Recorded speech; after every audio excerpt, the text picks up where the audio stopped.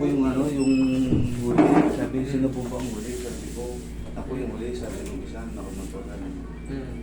Sige, ako yung sunod pala sa iyo. Tuwigaro. Tuwigaro pa kayo? Galing po, biyahe. Diretso ako dito. Ano po nangyari sa inyo, sir? Bali na-accident ako, sir. Tapos pinahilot ko siya. Ang sabi niya, okay na. After 3 months daw, babalik din daw yung Patingin ko kayo ano mo, mga files mo. Hindi sir, kasi kung may fracture, sir, minsan, hindi, yung ibang manghihilot, sir. Kumbaga, siyempre ako, kabilang na ako roon. Maraming hindi marunong talaga.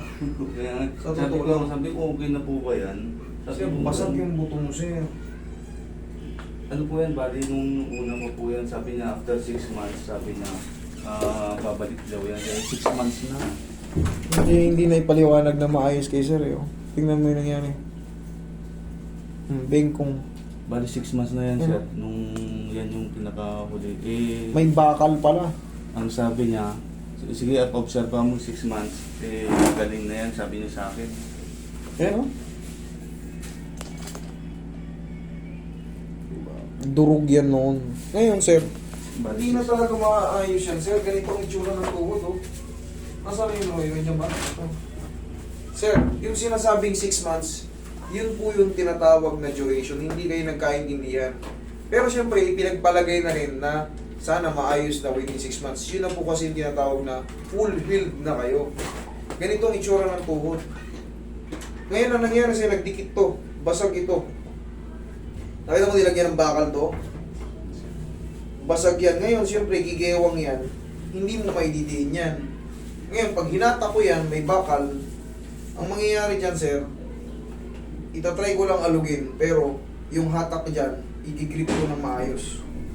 Kasi bawal yan basta-basta hatakin. Buti nga, hindi inabot yung pinaka dugtungan niya, yung... Bali ito, nung itong stainless ko rito, bali 2018 pa. 2018 pa yung stainless. Pero kailangan na disgrasya. Ito lang, October. Wala sir, nabasag ulit pala yun. Gumalaw ulit siya, kaya hindi ka nakakalakad. Kaya pala yung stainless mo, humingkong na naman sir. Basag na naman eh.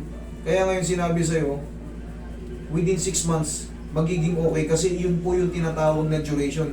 Kung naririnig nyo po yung sinasabi ko, 3 to 6 months duration ng healing process. Ipinagpalagay na lang siguro ng doktor, nagsabi sa'yo, sir, magiging okay ka rin within 6 months. Kasi yun na yung tinatawag na healing process ng 6 months period. Ngayon, ang nangyari, hindi ka makalakad na maayos, bengkong. Bakit? Bengkong po talaga. Kahit sino pong mag-alay niyan, pag nabasag po yung buto, gagaling na po yan, full healed na po yan. Kaya ang mangyayari niyan, yan na po yung tinatawag na consequences. Tatanggapin nyo po yan. Ganun na po. Kahit i-adjust ko yan, hindi ko na po kakayanin. Ang mangyayari dyan, sasakit lang po ulit yan nang hindi na pa rin na idiretso. Ang mangyayari, pag inalayin ko yan ngayon, maaaring lumuwag lang. Pero yung lakad nyo, yun pa rin. Kasi nga, yung pagkabasag ng buto nyo, nakita nyo, nakatlis, tapos nilagyan na ng bakal, mananatili ng titigas na po yung nang nakatagilid. Kaya ang lakad nyo, hindi magpantay-pantay. Kasi hahanapin niya yung kung saan yung ano eh, yung guide ng dulo-dulosan. Kaya yung lakad nyo pag ano. Hindi ko rin siya may tuwid. Wala sir, tupi nga sir eh. Wala. Kung anong mangyayari dyan, hindi ko kakayanin. Hindi ko po kaya yan. Paluluwagin ko lang yan, pero yun pa rin po yung lakad nyo. Honestly, yan ang po ano. Yun ang ano ko dyan. Yan po ang mga kaakibat ng mga ano. May fracture ka na before, na-disgrasya ka pa, gumewang yung ano eh, gumewang yung... Nakita niyo naman, pinakita ko sa inyo, gumewang. Yung ano, tapos nagkadikit yung gitna. Dapat yun, hindi magkadikit. Pakita mo ulit, tingnan mo kung ano yung itsura.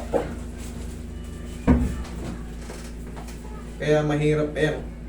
Tingnan mo, gumewang. Oh. Ayan, ang daming basag na buto. Basag din yung gitna. Tingnan yung gitna. Dapat yan, yung organ niya, tingnan mo ito, ang laki. Pag ganon, Mukha, pero ito, nasan yung space niya? Walang space. Tapos itong ayan, tinuro na rin pala sa'yo, eh. Biniliguan din ni doktor. In-explain din sa'yo, sir. Ito, wasak to. Ayan, biyak yan. Oh. Kaya ngayon, siyempre, magdudusa ka ngayon sa lateral. Ayan, magdudusa ka dyan. Sir, I'm sorry, sir. Kahit itulak ko yan, basag na yun. Ayan, basag-basag yan, sir. Oh. Ayan, ang daming putong napaligid. Dapat yan, wala, oh. Ayan, ang daming putong nakadurog, oh. Bunga ng aksidente. Sir, hindi ko kaya, sir. I'm sorry, sir. Thank you, sir. Pero wala kaming babayaran sa akin, ha? Okay, magbabayad dyan, ha? Maraming Kita lang salamat. kita. Marami kong pinanood na. I'm sorry, ha? video. Makapalakas ka. Thank you.